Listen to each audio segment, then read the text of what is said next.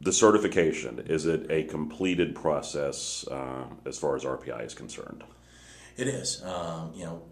We certified 1,766 precincts that complied with our 14-day requirement, went through them in painstaking detail, and as a result of the certification process, Rick Santorum was on top with a 34 vote lead and was the winner of the certified vote total of the Iowa Caucus. So, And it was, I tell you, the one thing I want to make sure is understood is just what a great job the staff and the volunteers do, because that's one thing outside of Iowa I don't think people realize. Just this is almost an exclusively volunteer-driven activity, and counties went above and beyond. Our team of 5 here, trying to track down wayward precincts. Even the night before, when we still had 25 precincts outstanding, and didn't know which way the final results were going to fall. That we had folks prepared to get in cars to go grab them, to stalk precinct chairs and county chairs that hadn't complied, because there were 2 goals throughout the certification process. One was making sure the final results most accurately reflected how an Iowa Republican voted the night of January 3rd, and 2, understanding that we're caretakers in this building of the Iowa caucuses, and making sure the way we comport in our actions don't do anything to imperil the future of the caucuses. So, and as I said, when we released the results earlier today, I assumed that the results would speak for themselves, and they didn't.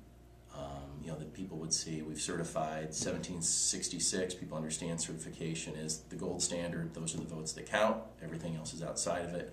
Rick Santorum's on top, 34, into discussion. Clearly that wasn't the case. So I've spent the better part of the day, cleaning up my own mess by admission.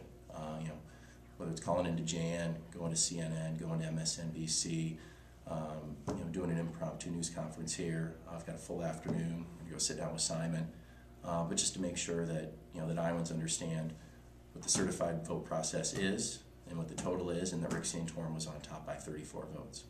just to make clear, Rick Santorum is the winner of the 2012 Iowa Caucus. Yes. Okay.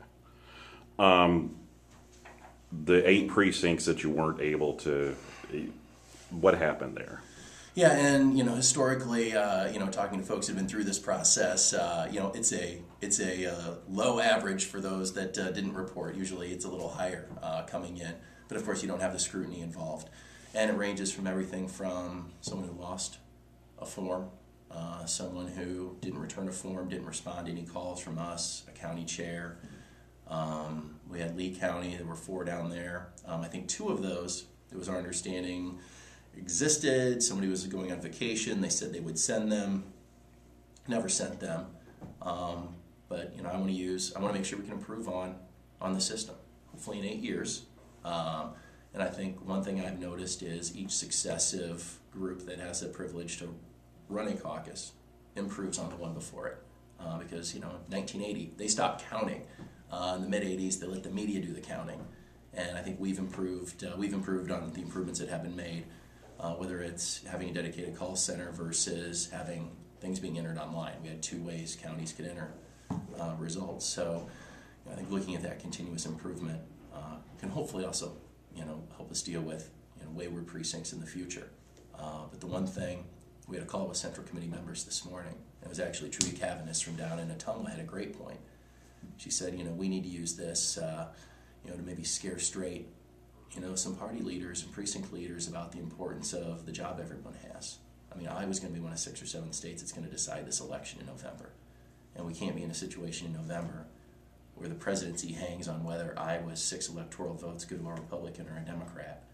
So we need to make sure from this building on down to our precinct leaders, they understand the responsibilities they're signing up for. And folks around the state overwhelmingly did a great job.